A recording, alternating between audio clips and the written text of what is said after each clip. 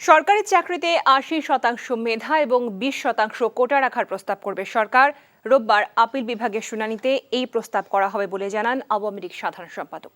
বৃহস্পতিবার রাতে ধানমন্ডিতে আওয়ামী লীগ সভাপতির রাজনৈতিক কার্যালয়ে সংবাদ সম্মেলনে তিনি জানান, পরিস্থিতি নিয়ন্ত্রণে আইন শৃঙ্খলা রক্ষাকারী বাহিনীকে হার্ড লাইনে যাওয়ার নির্দেশনা দিয়েছেন প্রধানমন্ত্রী।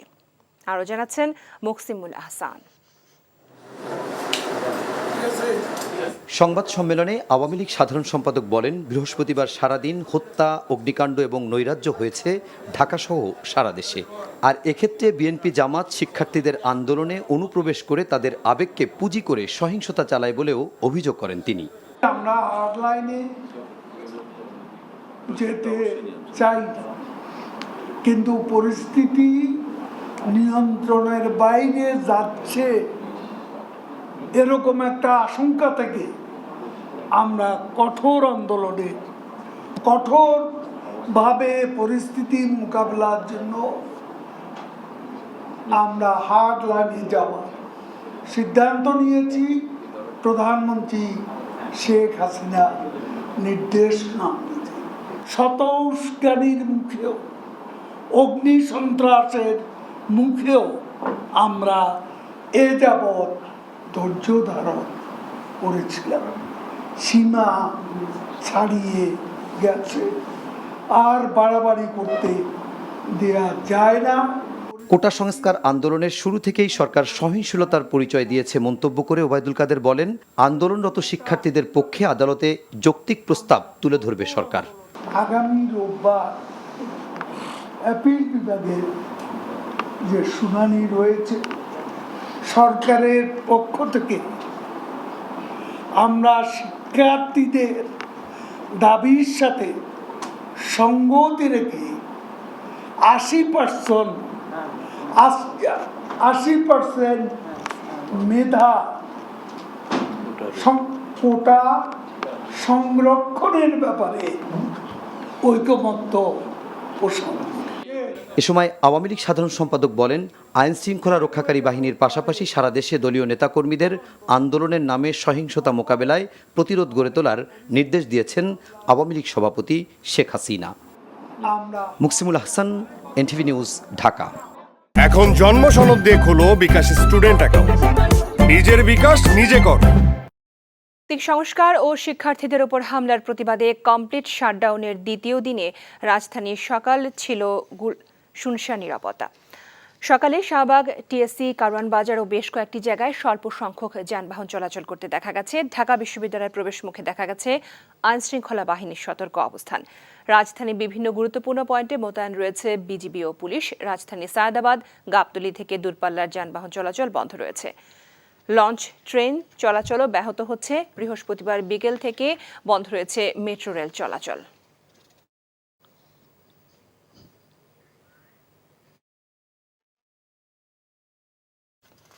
বাংলাদেশের সমুদ্রসীমার প্রতিটি সুযোগ কাজে লাগানোর সরকারি পরিকল্পনার কথা উল্লেখ করে এ খাতে বিনিয়োগ করার জন্য বিদেশি বিনিয়োগকারীদের প্রতি আহ্বান জানিয়েছেন প্রধানমন্ত্রী শেখ হাসিনা। বৃহস্পতিবার বাংলাদেশ আন্তর্জাতিক অ্যাকুয়াকালচার ও সি ফুড প্রদর্শনীর উদ্বোধন করতে গিয়ে তিনি এই আহ্বান জানান। নজরানা চৌধুরীর রিপোর্ট। বাংলাদেশের 1,18,813 বর্গ কিলোমিটার আয়তনের বিশাল সমুদ্র সীমা কাজে লাগানোর লক্ষ্যে মৎস্য ও প্রাণী সম্পদ মন্ত্রণালয়ের উদ্যোগে ঢাকায় শুরু হলো বাংলাদেশ আন্তর্জাতিক অ্যাকুয়াকালচার ও সি ফুড প্রদর্শনী 2024। বঙ্গবন্ধু আন্তর্জাতিক সম্মেলন কেন্দ্রে 3 দিনের এই প্রদর্শনীর উদ্বোধন করেন প্রধানমন্ত্রী শেখ হাসিনা। এ সময় তিনি বাংলাদেশের এই সমুদ্র সীমাকে সম্ভাবনার নতুন দিগন্ত বলে উল্লেখ করেন। আমাদের এই বিশাল সমুদ্র সীমা আর যেটা আমরা অর্জন করেছি সেটার দিকে আমাদের আরো নজর দিয়ে এটাকে যথাযথভাবে বাংলাদেশের ইকোনমিতে যেন আরো বেশি অবদান রাখতে পারে, আমাদের অর্থনৈতিক উন্নয়নে অবদান রাখতে পারে, সেইভাবে আমরা কাজ করব। পাশাপাশি এখানে বিশাল কর্মসংস্থানেরও সৃষ্টি হবে। শৈবাল থেকে শুরু করে খনিজ সম্পদ সব কিছু যেন আমরা কাজে লাগাতে পারি, সেভাবে আমাদেরকে মানে দৃষ্টি দিতে হবে। বিশ্বে বাংলাদেশ ইলিশ উৎপাদনে প্রথম, স্বাদুপানির মাছ উৎপাদনে দ্বিতীয় এবং সামুদ্রিক মাছ উৎপাদনে পঞ্চম উল্লেখ করে সরকার প্রধান এই উৎপাদন বৃদ্ধি করে 2030 সালের মধ্যে মৎস্য খাতের রপ্তানি $5 বিলিয়ন উন্নীত করার প্রত্যাশা ব্যক্ত করেন। গভীর সমুদ্র থেকে মৎস্য আহরণে এখন আমরা তেমন কোনো ব্যবস্থা নিতে পারিনি, কারণ আমাদের মৎস্য ব্যবসায়ীদের অনেক চেষ্টা করেও সেই লং লাইনার মৎস্য আহরণ করার যে ব্যবস্থা সেটাতে কেউ আসতেই চায় না। 2-4 জন যারাও আসে তারা বোধহয় সেখানে অর্থ বিনিয়োগ করতে চায় না। এর জন্য আমাদের দরকার হচ্ছে বিদেশি বিনিয়োগ। বিদেশে যারা একসময় খুব বেশি মাংস খেত তারা এখন মাছের দিকে ঝুঁকে গেছে। কাজে এটাকে যদি আমরা ভ্যালুয়েটেড করতে পারি তাহলে আমরা আরও বেশি মাছ রপ্তানি করতে পারবো। যদি প্রক্রিয়াজাত করে রপ্তানি করতে পারি আমাদের বিরাট একটা সুবিধা সেখানে আমরা পাবো। চট্টগ্রামের মিরেরসরাই বঙ্গবন্ধু ইপিজেড থেকে কক্সবাজারের টেকনাফ পর্যন্ত মেরিন ড্রাইভ নির্মাণ করা হবে বলেও জানান প্রধানমন্ত্রী শেখ হাসিনা। Nazrana Chowdhury, NTV news, Dhaka. ছাত্রদের চলমান গণ আন্দোলনকে বেগবান করতে শুক্রবার রাজধানী ঢাকা সহ সারা দেশে জাতীয় ঐক্য সমাবেশ ও মিছিল কর্মসূচি ঘোষণা করেছে বিএনপি। বৃহস্পতিবার রাতে বিএনপি চেয়ারপারসনের গুলশান কার্যালয়ে এই কর্মসূচি ঘোষণা করেন দলের মহাসচিব মির্জা ফখরুল ইসলাম আলমগীর। শুক্রবার বিকেলে জাতীয় প্রেস ক্লাবের সামনে এই কর্মসূচি পালন করা হবে জানিয়ে জনগণকে তাতে যোগ দেওয়ার আহ্বান জানান। এছাড়া সারা দেশের সকল মহানগর ও জেল সদরে একই কর্মসূচি পালনের ঘোষণা দেওয়া হয়। বিএনপি মহাসচিব অভিযোগ করেন, কোটা সংস্কারের যৌক্তিক দাবিতে ছাত্রদের আন্দোলনকে রক্তক্ষয়ী রূপ দিয়েছে সরকার।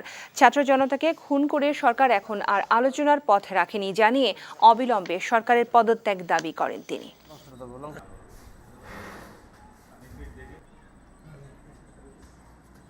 আমরা ছাত্রছাত্রীদের ন্যায্য দাবির প্রতি সমর্থন জানিয়ে আলোচনার মাধ্যমে সমস্যার সমাধান দাবি করেছিলাম, কিন্তু অসংখ্য শহীদের রক্তে সেই সমঝোতার পথ সরকার নিজেই রুদ্ধ করে দিয়েছে। ক্ষমতার অপপ্রয়োগকারী শাসক গোষ্ঠীর সামনে এখন ব্যর্থতা ও খুনের দায়ে পদত্যাগের কোনো বিকল্প নেই। চলমান গণ আন্দোলনকে আরও বেগবান করার জন্য আমরা দেশবাসীর প্রতি উদাত্ত আহ্বান জানাচ্ছি। এই দাবির সমর্থনে আগামীকাল শুক্রবার বেলা 3টায় জাতীয় প্রেস ক্লাবের সামনে জাতীয় ঐক্য সমাবেশ ও মিছিলে অংশগ্রহণের জন্য আমরা সর্বস্তরের জনগণের প্রতি আহ্বান জানাচ্ছি। চলতি 2024-25 অর্থ বছরের প্রথমার্ধের মুদ্রানীতিতে নীতি সুদ হার অপরিবর্তিত রেখেছে বাংলাদেশ ব্যাংক। ফলে ব্যাংক ঋণের সুদের হারে যে ঊর্ধ্বমুখী প্রবণতা কিছুটা স্লথ হবে বলে মনে করা হচ্ছে। বৃহস্পতিবার প্রকাশিত মুদ্রানীতিতে আমদানি ঋণপত্র খোলার ক্ষেত্রে কড়াকড়ি বা বিধিনিষেধ শিথিল করার ঘোষণা দিয়েছে বাংলাদেশ ব্যাংক। এখন থেকে গাড়ি, ফল, ফুল এবং প্রসাধনী শুধু ঋণপত্রের বিপরীতে নগদ অর্থ জমা দিয়ে আমদানি করতে হবে। অন্যদিকে গত জুন পর্যন্ত বেসরকারি খাতে ঋণের প্রবৃদ্ধি অর্জিত হয়েছে 9.8%। আগামী ডিসেম্বর পর্যন্ত বেসরকারি ঋণের প্রবৃদ্ধির এই হারই বহাল রাখা হয়েছে নতুন মুদ্রানীতিতে। অন্যদিকে সরকারি ঋণের প্রবৃদ্ধির লক্ষ্যমাত্রা বাড়িয়ে 14.2% করা হয়েছে, অর্থাৎ ব্যাংক খাত থেকে সরকারকে আরও বেশি ঋণ গ্রহণের সুযোগ দেওয়া হয়েছে। পাশাপাশি কেন্দ্রীয় ব্যাংক নতুন টাকা ছাপিয়ে মুদ্রা সরবরাহ বাড়াবে না বলে ঘোষণা দিয়েছে।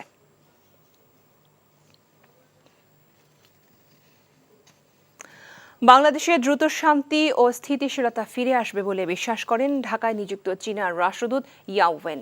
নিজেদের সমস্যা সমাধানের সক্ষমতা বাংলাদেশের সরকার ও জনগণের রয়েছে বলেও তিনি মনে করেন। বৃহস্পতিবার পররাষ্ট্রমন্ত্রী হাসান মাহমুদের সঙ্গে বৈঠকের পরে পররাষ্ট্র মন্ত্রণালয়ে চীনের রাষ্ট্রদূত ইয়াও ওয়েন একথা বলেন। একই সঙ্গে চীনের কাছে চাওয়া থেকে $200 কোটি সহায়তার বিষয়ে তিনি বলেন, আমাদের অভ্যন্তরীণ সমন্বয়ের পরে চীন আর্থিক প্যাকেজ ঘোষণা করবে। এর মধ্যে অনুদান, সুদমুক্ত ঋণ, রেয়াতি ঋণ এবং বাণিজ্যিক ঋণ থাকবে বলেও তিনি জানান। এছাড়া বাংলাদেশের চলমান সহিংসতার সমস্যা দ্রুত সমাধান হবে বলেও আশা করেন চীনা রাষ্ট্রদূত।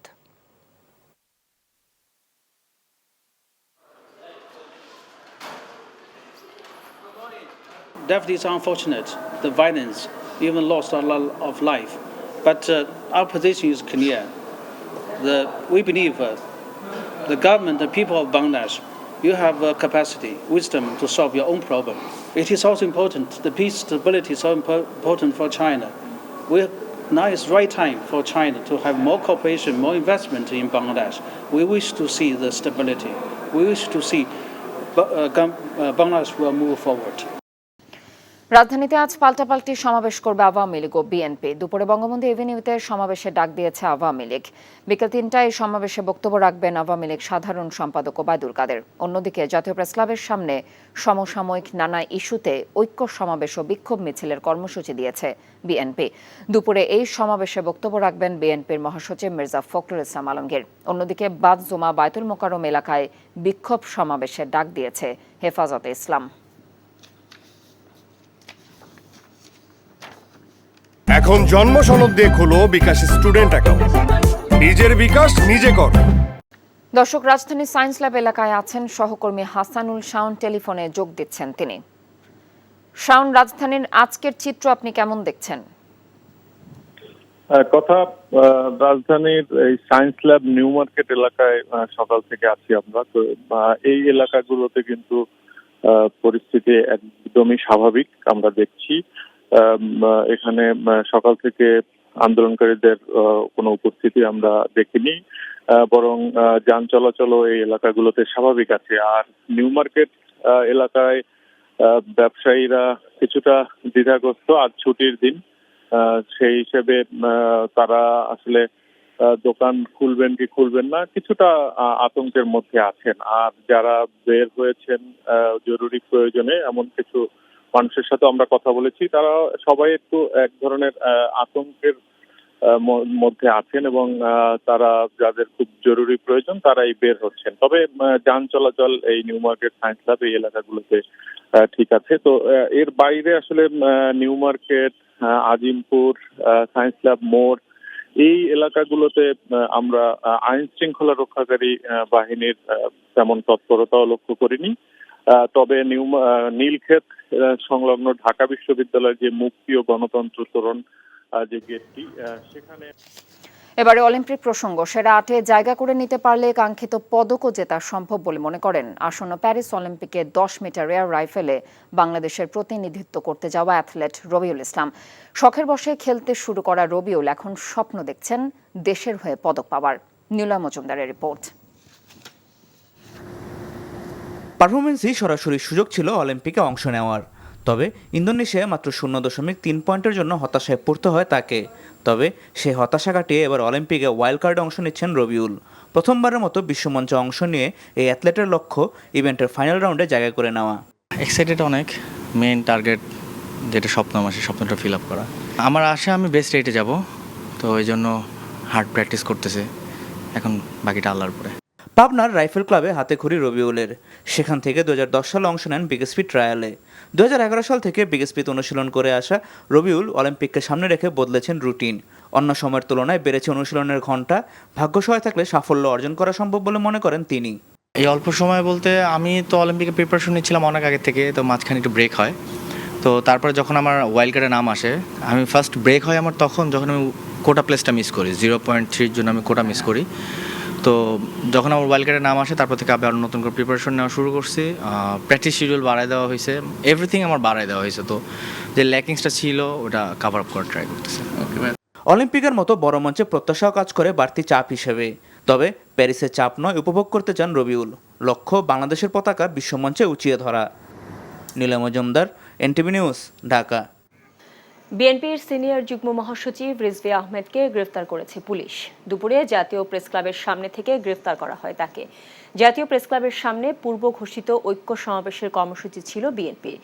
সে সমাবেশে যোগ দিতেই জাতীয় প্রেসক্লাবে গিয়েছিলেন রিজভী। তবে কোন মামলায় তাকে গ্রেফতার দেখানো হয়েছে তা এখনও নিশ্চিত হওয়া যায়নি। এর আগে সংসদ ভবনের সামনে সাংস্কৃতিক কর্মীদের মানববন্ধনে যোগ দেন Rizvi Ahmed.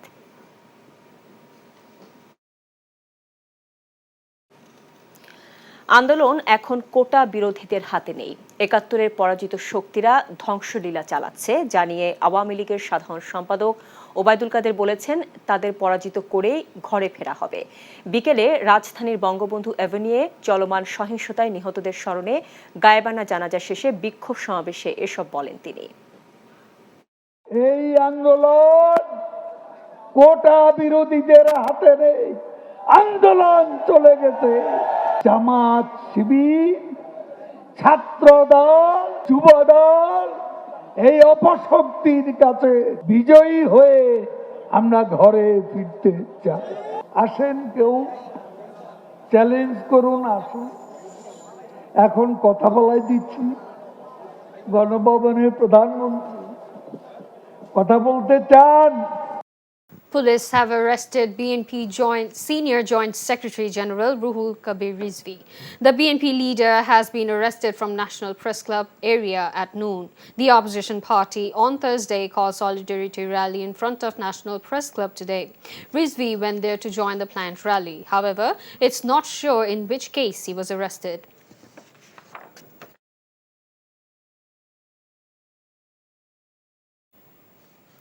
Awami League General Secretary Obaidul Qadir has alleged that the anti-quota movement is now not in students' fault. He also said the defeated forces in 1971 are carrying out the violence to take revenge. Qadir made the remarks after holding protest rally in the capital's Bangabandhu Avenue in the afternoon. The ruling party leaders attended a funeral prayer in absentia of those who killed in the ongoing violence. এই আন্দোলন কোটা বিরোধীদের হাতে নেই, আন্দোলন চলে গেছে জামাত, শিবির, ছাত্র দল, যুব দল এই অপশক্তির কাছে বিজয়ী হয়ে আমরা ঘরে ফিরতে চাই। আসেন, কেউ চ্যালেঞ্জ করুন, আসুন। এখন কথা বলাই দিচ্ছি, গণভবনের প্রধানমন্ত্রী কথা বলতে চান। Guardians held human chain program demanding justice for the students who were killed during the violence at anti-quota movement. The human chain was held under the banner of Guardians Beside Children at the capital Shahbag area in the morning. The next program will be held at Brack University at 10 a.m. Saturday. They urged all to take part in the human chain program. The Guardians said the ruling regime has divided the country in the name of liberation war spirit.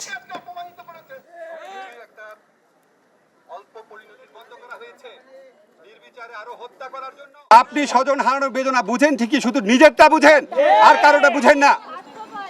আপনি কথায় কথায় বাংলাদেশের মানুষকে রাজাকার tag দেন, আপনার মন্ত্রীরা tag দেয়। আপনি ৭১ সনে কোন সেক্টরে যুদ্ধ করেছেন?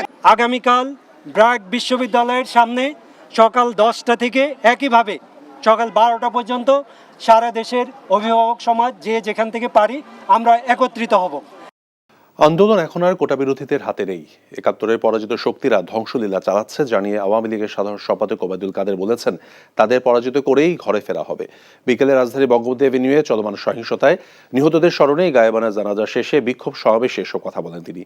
আর প্রধানমন্ত্রীর সঙ্গে আলোচনার জন্য গণভবনের দরজা সবসময় খোলা আছে বলেও জানান ওবায়দুল কাদের। রিপোর্ট করছেন রোকন উদ্দিন। দেশজুড়ে চলমান সহিংসতায় নিহতদের জন্য শুক্রবার বিকেলে আওয়ামী লীগের কেন্দ্রীয় কার্যালয়ের সামনে অনুষ্ঠিত হয় গায়েবানা জানাজা।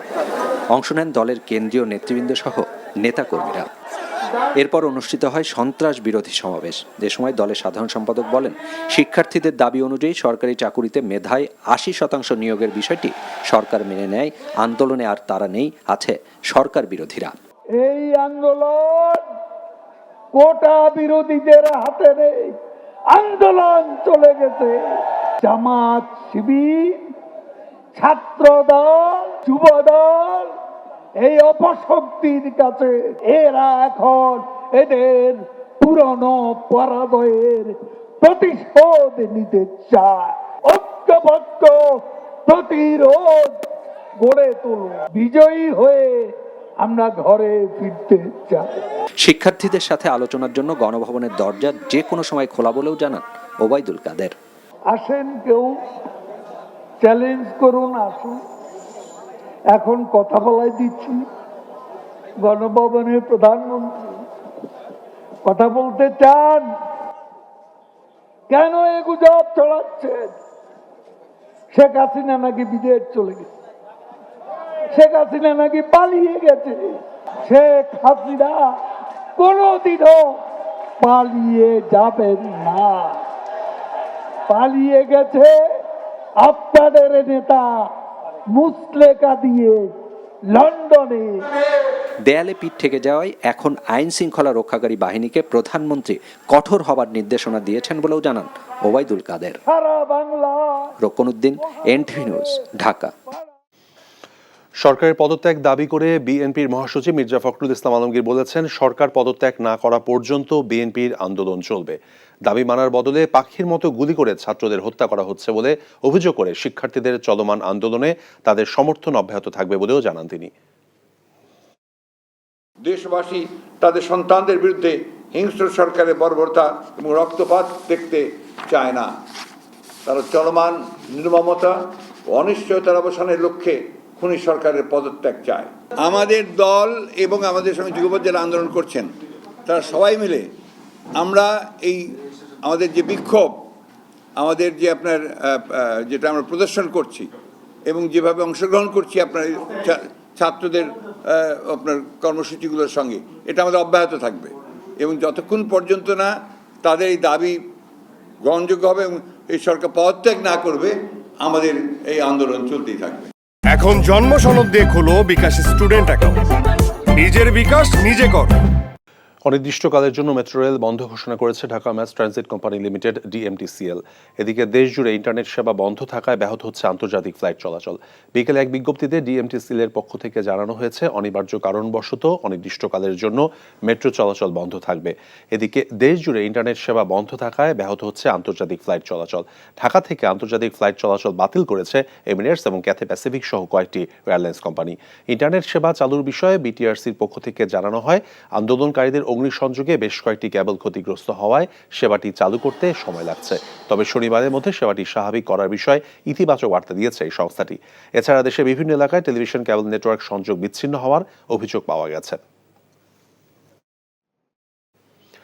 গত 16 জুলাই নিহত 6 জনের মৃত্যুর কারণ উদ্ঘাটন এবং তাদের মৃত্যুর জন্য দায়ীদের চিহ্নিত করতে এবং সাম্প্রতিক সময়ে সংঘটিত সন্ত্রাসী কর্মকাণ্ডের জন্য দায়ীদের চিহ্নিত করতে সরকার প্রধান বিচারপতির সাথে পরামর্শক্রমে হাইকোর্টের বিচারপতি খন্দকার দিলুরুজ্জামানকে প্রধান করে তদন্ত কমিশন গঠন করেছে।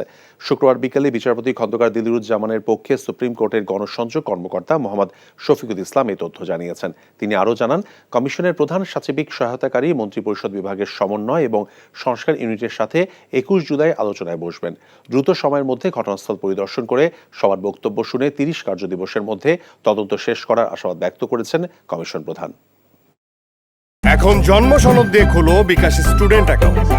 নিজের বিকাশ নিজে কর।